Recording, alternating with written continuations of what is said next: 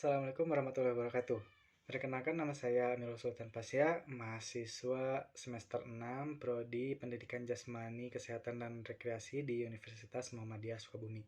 Nah, di sini saya akan sedikit menjelaskan mengenai motivasi siswa mengikuti pembelajaran Penjas.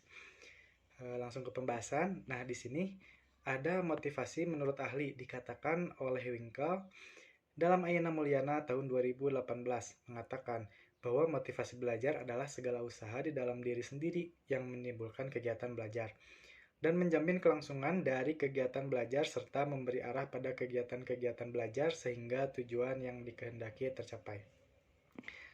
Kemudian, motivasi dalam pelajaran Penjas dapat ditingkatkan melalui pembelajaran bermain atau permainan dan biasanya meningkatkan semangat atau antusias siswa untuk mengikuti pembelajaran karena asik dan menyenangkan.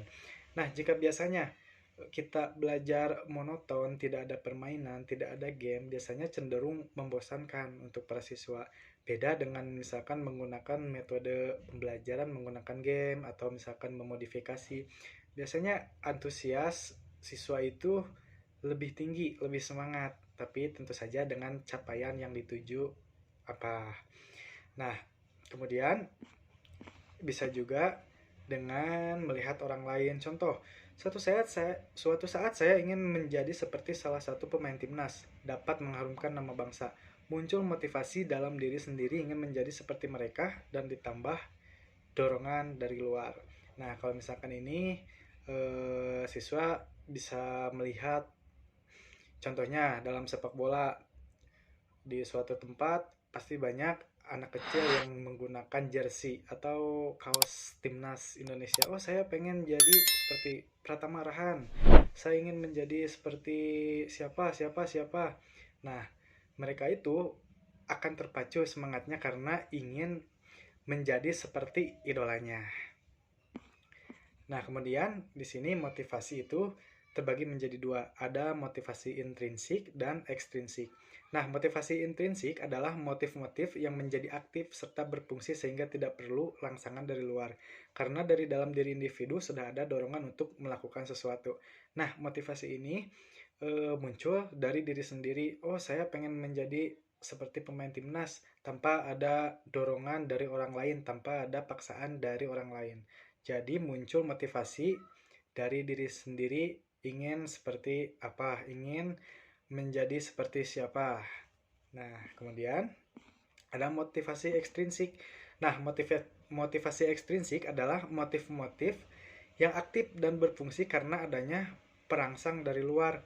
Nah, contohnya dalam suatu kegiatan, dalam suatu sekolah, dalam sepak bola, mungkin dia sebenarnya tidak mengikuti, tidak terlalu suka gitu kepada olahraga sepak bola, tapi dia mempunyai bakat di sana.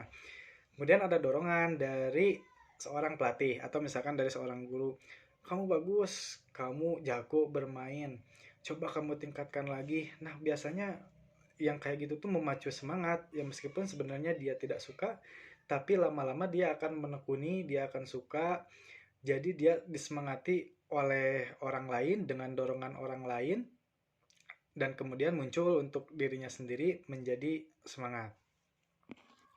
Nah, kurangnya motivasi akan banyak menghambat proses pembelajaran. Nah, seperti misalkan bolos, tidak mengerjakan tugas, terlambat, tidak konsentrasi, kabur, dan lain-lain. Dan mungkin ini sudah sering terjadi, baik di siswa SMP, mungkin SD juga, SMA, sudah menjadi hal lazim. Nah, mungkin pembelajaran yang menarik itu akan menjadi salah satu cara untuk mengurangi dampak ini gitu. Nah, kemudian saya ambil contoh kemarin SEA Games Kamboja pada tahun 2023. Nah, Indonesia itu berada di peringkat ketiga dengan emas 87 dengan total semuanya 276. Nah, itu Indonesia itu ada di peringkat ketiga. Nah, semua hasil itu tidak bisa dihasilkan tanpa adanya perjuangan. Nah, persiapan dan motivasi serta semangatnya. Mereka dapat mengharumkan nama bangsa dengan latihan, dengan perjuangan yang sangat luar biasa.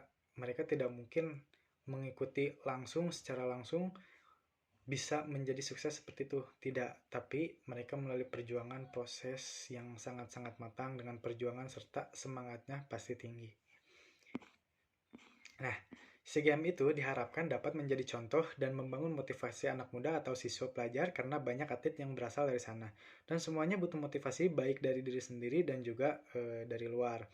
Nah, SEA Games yang kemarin itu saya harap bisa menjadi pemicu semangat untuk para siswa karena saya sendiri sering sekali mendengar para idola saya juara, misalkan contohnya dari bulu tangkis, misalkan Kevin Sanjaya juara, saya ingin seperti dia. Di sepak bola, ada Pratama Arhan, saya ingin seperti dia. Nah, mungkin itu akan memacu semangat gitu untuk para siswa. Nah, itu saja yang dapat saya sampaikan. Sedikit kurangnya, semoga bermanfaat bagi kita semua. Terima kasih. Assalamualaikum warahmatullahi wabarakatuh.